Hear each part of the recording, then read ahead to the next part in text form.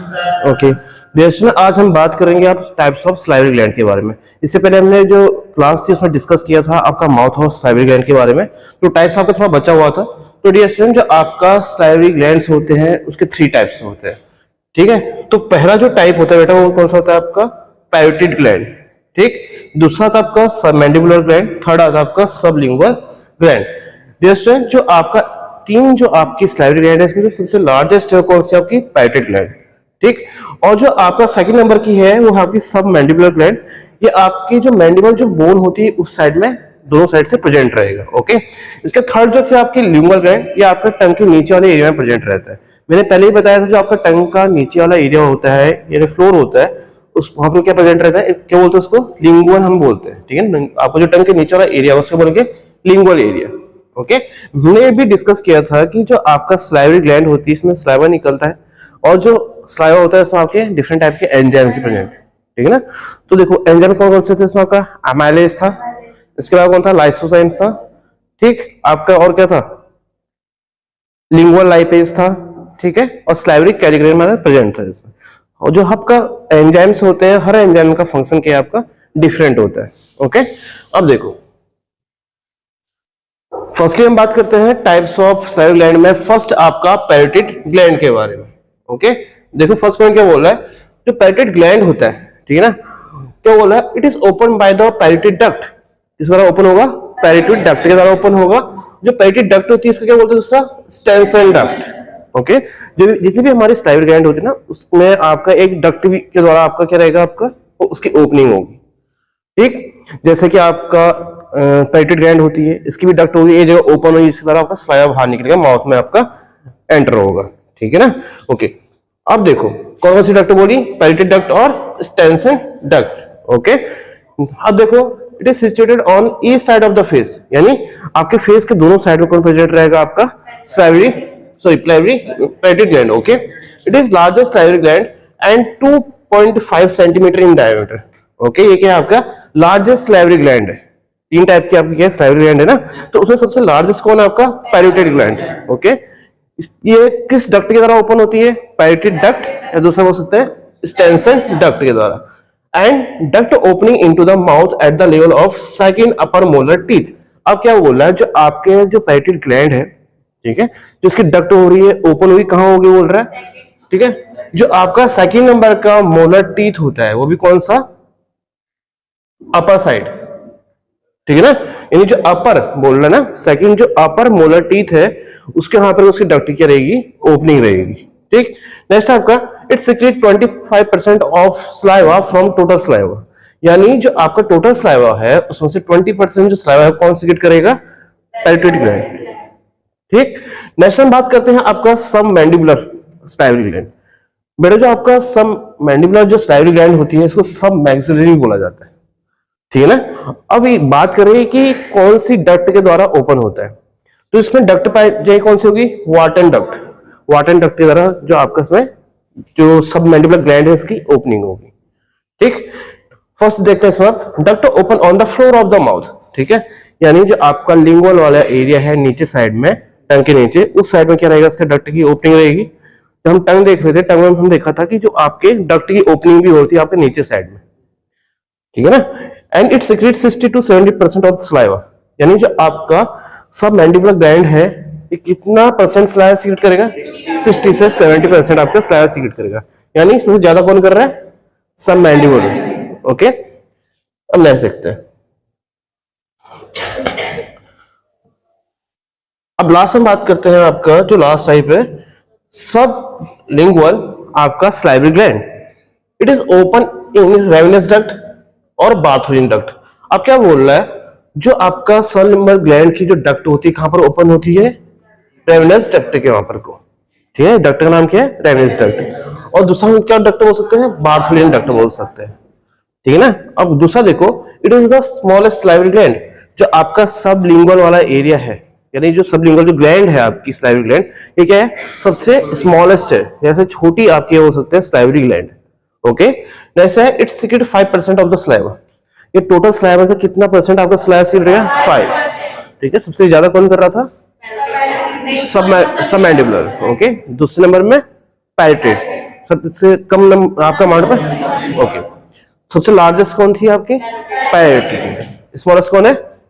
Sublingual. Okay, अब बात करते हैं ब्लड सप्लाई के बारे में। ओके, यानी जो हमारी आर्टेरियल सप्लाई होती है और जो वेनस सप्लाई होती है कैसे कैसे होती है हमारी आपके जो ग्लैंड्स होती है उसमें। तो क्या बोला है? Arterial supply by the various branches from external carotid artery, ठीक है ना। अब देखो, जो कैरोटिड आर्टरी होती है इसको भी आपका डबल पार्ट में डिवाइड कर दिया जाता है, ठीक है। जब हमारा हार्ट से निकलता है, एक तो इंटरनल कैरोटिड आर्टरी होती है जो आपका ब्रेन को ब्लड सप्लाई प्रोवाइड करती है, एक एक्सटर्नल कैरोटिड आर्टरी होती है। तो क्या बोला, जो आपका सलाइवरी ग्लैंड है उसमें जो आर्टेरियल सप्लाई होगा यानी जो ऑक्सीजनेटेड ब्लड जाएगा वो किसके थ्रू जाएगा? एक्सटर्नल कैरोटिड आर्टरी के द्वारा जाएगा, ठीक। नेक्स्ट क्या बोला है? And venous drainage is into the external jugular vein. और जो आपका वेनस ड्रेनेज होगा यानी जो डीऑक्सीजनेटेड ब्लड होगा वो कौन सी वेन में एंटर होगा? एक्सटर्नल जुगुलर वेन के द्वारा आपका क्या रहेगा? ड्रेनेज होगा आपका, ठीक है ना। ओके, नेक्स्ट बात करते हैं कंपोजिशन ऑफ द सलाइवा, यानी जो सलाइवा होता है इसमें क्या क्या आपका प्रेजेंट रहता है, ठीक। अब देखो क्या बोला first point, saliva is combined secretion from the salivary gland and small mucus secretary gland of the oral mucosa. क्या बोला, जो सलाइवा होता है ना, ठीक है, एक तो जो सलाइवरी ग्लैंड से सिक्रेशन निकल रहा है उसका भी सिक्रेशन आपका मिक्स रहेगा। इसके अलावा क्या बोल रहा है, जो हमारा म्यूकस मेम्ब्रेन होती है उसमें क्या पाई जाती है? म्यूकस सेल्स पाई जाती है जो आपका म्यूकस को सीक्रेट करने का काम करता है। तो इन दोनों में मिक्सर ही क्या है? आपका सलाइवा है, ठीक है ना। And it about 1.5 litre of saliva is produce daily and it consist of, अब क्या बोल रहा है, एक दिन में हमारा लगभग 1.5 लीटर जो सलाइवा होता है प्रोड्यूस होता है, ठीक है। और जो आपका सलाइवा होगा उसमें क्या क्या प्रेजेंट रहेगा? बात कर रहे हैं वाटर। वाटर का अमाउंट सबसे ज्यादा रहेगा आपका सलाइवा में। इसके अलावा आपका मिनरल साल्ट प्रेजेंट रहता है, ठीक है ना। सलाइवरी अमाइलेज होता है, ठीक है ना। एंड ये जो आपका सलाइवा अमाइलेज क्या है? ये डाइजेस्टिव एंजाइम, ठीक है ना। जो अमाइलेज होता है इसका दूसरा नाम क्या होता है? Ptyalin. Okay, and mucus, mucus भी प्रेजेंट रहेगा जो आपका म्यूकस सिक्रेटरी जो ग्लैंड्स होती है उसके साथ सिक्रेट होगा। इसके अलावा एंटी माइक्रोबियल सब्सटेंसेस, ठीक है, यानी जो हमारा इन्फेक्शन किल करने में हेल्प करता है, ठीक है। जो एंटी माइक्रोबियल सब्सटेंसेस होते हैं इसमें क्या आता है? आपका इम्यूनोग्लोबुलिन्स आते हैं और हमारे क्या आती है? लाइसोजाइम्स आते हैं। ये एक टाइप का क्या है? एंजाइम्स है, ठीक है। अब बात करें जो इम्यूनोग्लोबुलिन्स होते हैं क्या होते हैं? ये टाइप की एंटीबॉडी होती है। और आपका कौन सा आपका इम्यूनोग्लोबुलिन आपका स्लाइड में प्रेजेंट रहेगा? मैंने कल बताया था IgA, ठीक है ना। इम्यूनोग्लोबुलिन जो ए होता है वो कहां प्रेजेंट रहता है? सलाइवा। उसके अलावा जो आपका IgA है वो कहां प्रेजेंट रहता है? हाँ, याद रखना, जो IgA होता है इसके अलावा कहां प्रेजेंट रहता है? ठीक है, ईयर में प्रेजेंट रहेगा, ठीक है। और उसमें सलाइवा में और कहां? ठीक है, स्वेटिंग में, ठीक है ना। ये कहां प्रेजेंट रहता है? इन तीनों में प्रेजेंट रहेगा IgA, याद रखना।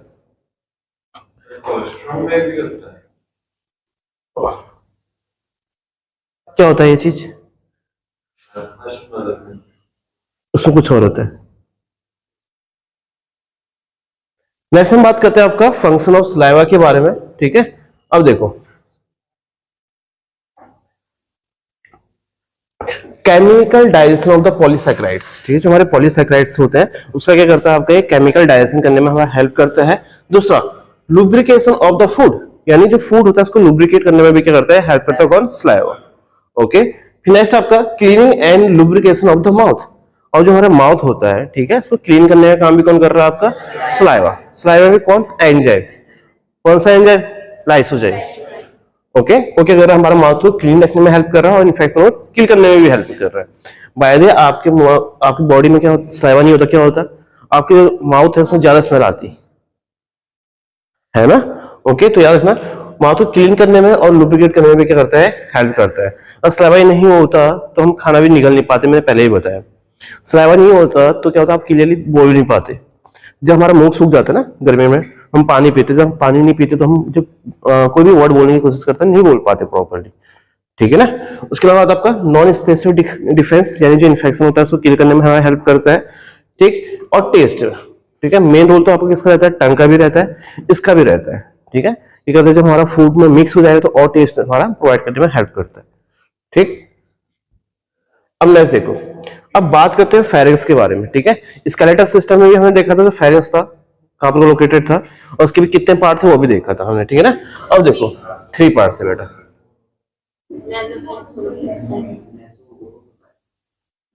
देखो बेटा यहाँ पर लिखा हुआ है pharynx is divided into 3 parts. जो फेरेंक्स होता है उसको कितने पार्ट में डिवाइड किया गया? 3 पार्ट में डिवाइड किया गया। फर्स्ट तो आपका नेसोफेरेंक्स, वो कहाँ लोकेटेड है? Behind the nose. जो नोज है इसके बैक वाले पार्ट में कौन प्रेजेंट है? नेसोफेरेंक्स, ठीक है। दूसरा ओरोफेरेंक्स।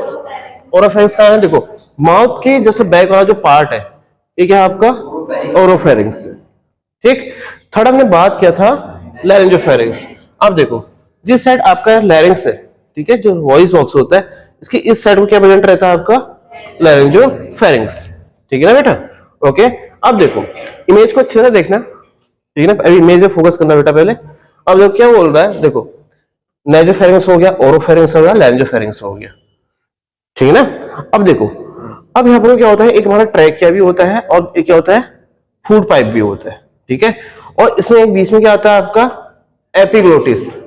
एपिग्लोटिस क्या करता है आपका? जब भी हम फूड को एंटर करते हैं या इंजेस्ट करते हैं, निगलते हैं, सोलो करते हैं, तो उस टाइम पर क्या करता है, जो आपका जो एपिग्लोटिस होता है ये आपका ट्रैकिया को क्या करता है? क्लोज कर देता है, ताकि जो फूड है या हम कोई भी वाटर ले रहे हैं तो एस्पिरेट ना हो हमारे लंग्स में, ठीक है ना। अब क्या होगा, हमारे जो ट्रैकिया है, ट्रैकिया तो हमारा एयर लेने के लिए बना है ना, उसमें अगर फूड एंटर हो तो प्रॉब्लम आएगी, ठीक है।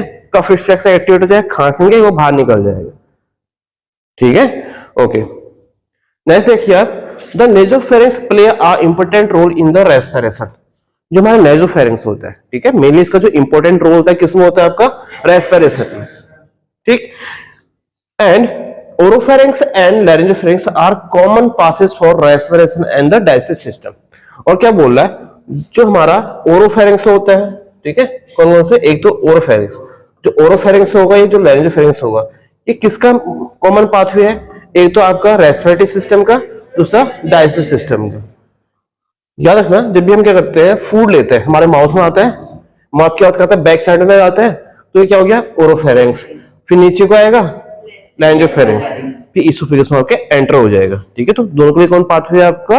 ओरोफेरेंक्स और लैरिंजोफेरेंक्स। किस किस के लिए? आपका रेस्पिरेशन के लिए, डाइजेशन के लिए, ओके। अब नेसोफेरेंक्स किसके लिए है आपका? रेस्पिरेशन, ठीक है ना। ओके नेक्स्ट देखते हैं,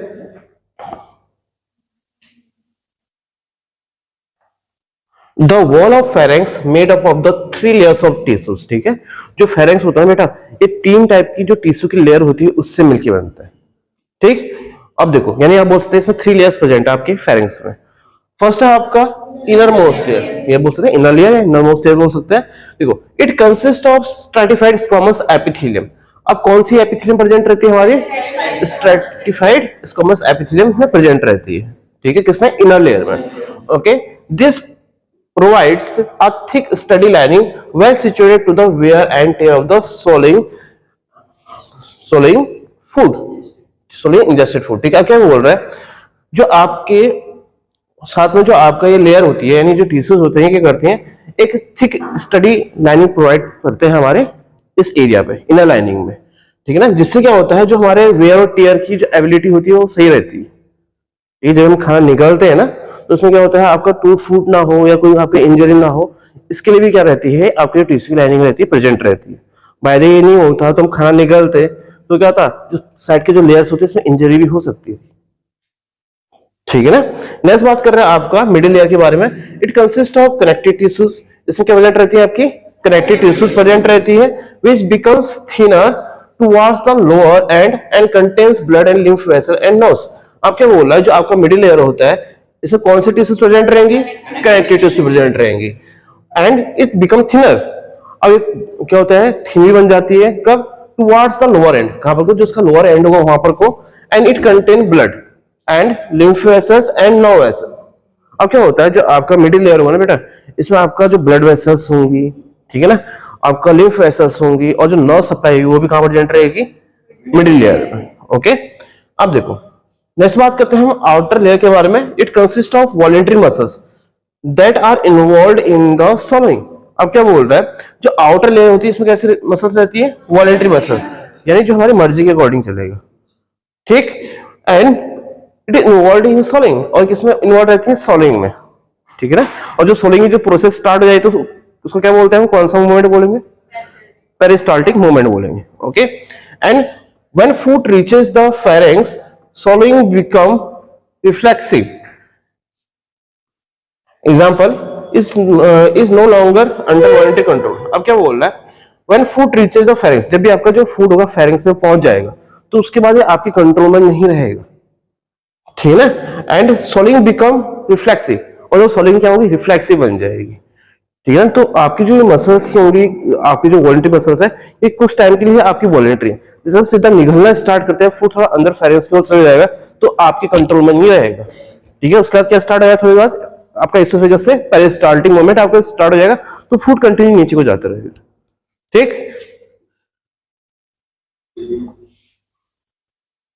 अब बात करते हैं blood supply of the pharynx के बारे में। देखो क्या बोल रहा है, the blood supply to the pharynx is by the several branches of the facial artery, यानी जो आपका फेरिंग्स होता है इसमें जो ब्लड सप्लाई होती है किस तरह होती है, बहुत सारी जो हमारी फेशियल आर्टरी होती है इसके ब्रांचेस के द्वारा ही आपका ब्लड सप्लाई इसमें प्रोवाइड होती है, ठीक है। नेक्स्ट बात करते हैं जो आपका वेनस ड्रेनेज होगा, जो वेनस सप्लाई होगी, यानी जो डीऑक्सीजन ब्लड होता है वो कौन सी आपकी वेसल्स में जाएगा, ओके। देखो venous drainage is into the facial vein and internal jugular vein, यानी जो आपका इंपेयर ब्लड आएगा किसके द्वारा आएगा, फेशियल वेन के द्वारा आएगा, और दूसरा किसके द्वारा आएगा, इंटरनल जुगुलर वेन के द्वारा आएगा, ठीक है ना। अब देखो इंटरनल जुगुलर वेन ये है आपकी, ठीक है ना, ओके। यहाँ पर एक इंटरनल कैरोटिड आर्टरी भी होती है, ठीक, और ये आपका एक कॉमन कैरोटिड आर्टरी, ठीक है ना बेटा। ये होती है आपकी एक्सटर्नल कैरोटिड आर्टरी भी हमको प्रेजेंट रहती है, यहाँ से जो ट्रैवल करती है, ओके। और ये जो आपकी कैरोटिड इंटरनल जो कैरोटिड आर्टरी होती है किसको ब्लड सप्लाई प्रोवाइड करती है, ब्रेन को, ठीक है। अब बात करते हैं नर्व सप्लाई के बारे में। तो क्या बोल रहा है, this is from the pharyngeal plexus. अब ये जो नर्व सप्लाई होगी किसके द्वारा होगी, जो फेरेंजियल फ्लेक्सस होती है उसके द्वारा होगी, and consist of parasympathetic and sympathetic nerve, और साथ में इसमें कौन सी नर्व्स प्रेजेंट रहेंगी, पैरासिम्पैथेटिक और सिम्पैथेटिक नर्व्स प्रेजेंट रहेंगी, ठीक है ना। And parasympathetic supply is mainly by the glossopharyngeal and vagus nerve. अब क्या बोला, जो पैरासिम्पैथेटिक सप्लाई होगी वो मेनली कौन सी नर्व के द्वारा होगी, अब ये तो होता है ग्लोसोफेरेंजियल नर्व, ठीक है, फिर आती है आपकी वेगस नर्व, ओके।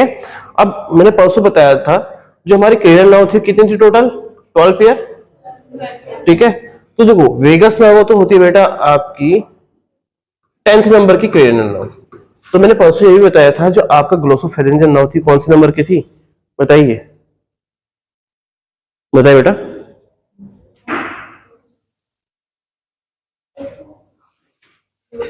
मैंने बताया था परसों जो ग्लोसोफेरेंजियल नर्व होती है ये कौन सी नंबर की क्रेनियल नर्व है,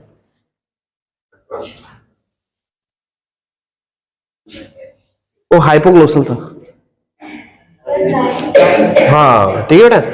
ये 9th नंबर की क्या आपकी क्रेनियल नर्व है, कौन, glossopharyngeal nerve.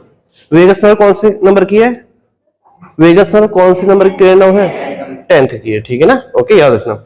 And sympathetic supply is from the cervical ganglia, और जो आपका सिम्पैथेटिक नर्व सप्लाई होगी वो किस तरह होगी, आपकी सर्वाइकल गैंग्लिया के द्वारा होगी, ओके।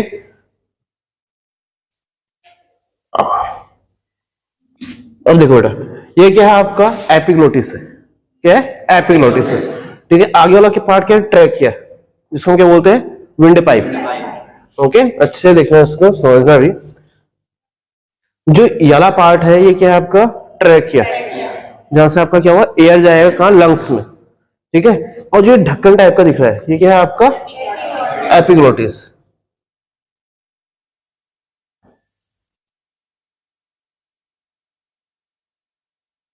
ठीक है, ये एपिग्लोटिस है। अब क्या है जब भी हम फूड सोलो करते हैं तो क्या होता है, ये क्लोज होता है, ट्रैकिया क्लोज कर देता है, और फूड डायरेक्टली कहां जाएगा, इससे होते हुए स्टमक, यानी वो कहां एंटर नहीं होगा, ट्रैकिया में एंटर नहीं होगा, ठीक है ना। और कौन रोकने का काम कर रहा है उसको, एपिग्लोटिस, ओके।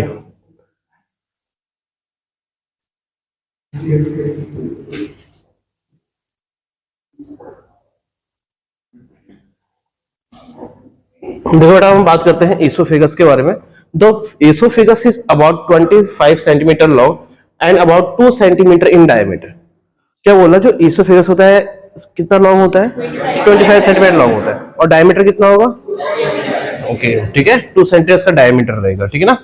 एक चीज याद रखना, जो आपका इसोफेगस होता है उसको क्या बोलते हैं हम, फूड पाइप भी बोलते हैं, okay. And it lies in the middle plane in the thorax in front of the vertebral column and behind the trachea and the heart. अब क्या बोल रहा है, जो इसकी लोकेशन होती है वो क्या रहती है, जो आपका थोरैसिक वाला पार्ट होता है, इसके जो मिड वाला पार्ट होता है, ठीक है, उसके बीच में आपका ये लोकेटेड रहता है। And in front of the vertebra, जो वर्टिब्रा होती है यानी जो आपकी बैकबोन है, ठीक है ना, इसके फ्रंट में प्रेजेंट रहता है। एंड बिहाइंड द ट्रैकिया, ठीक है, ट्रैकिया के पीछे प्रेजेंट रहेगा, okay.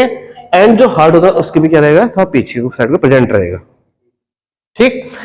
And it is continuous with the pharynx above, यानी जो आपका इसोफेगस है इसके ऊपर वाले साइड में क्या रहेगा, आपका फेरिंग्स, ठीक है ना। ये मान लो क्या है, ये इसोफेगस है, इसके ऊपर वाले पार्ट में कौन है आपका, फेरिंग्स है, ठीक। अब यहां से क्या स्टार्ट हो रहा है आपका, oesophagus, okay.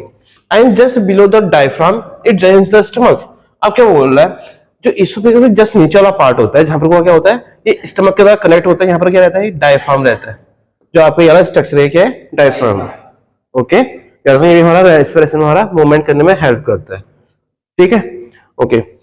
The upper and lower end of the oesophagus are close by sphincter, ठीक है ना। जो उसका अपर वाला पार्ट होता है बेटा, ठीक है, जो अपर वाला पार्ट होता है एक स्पिंचर की तरह क्लोज होता है, ठीक है ना।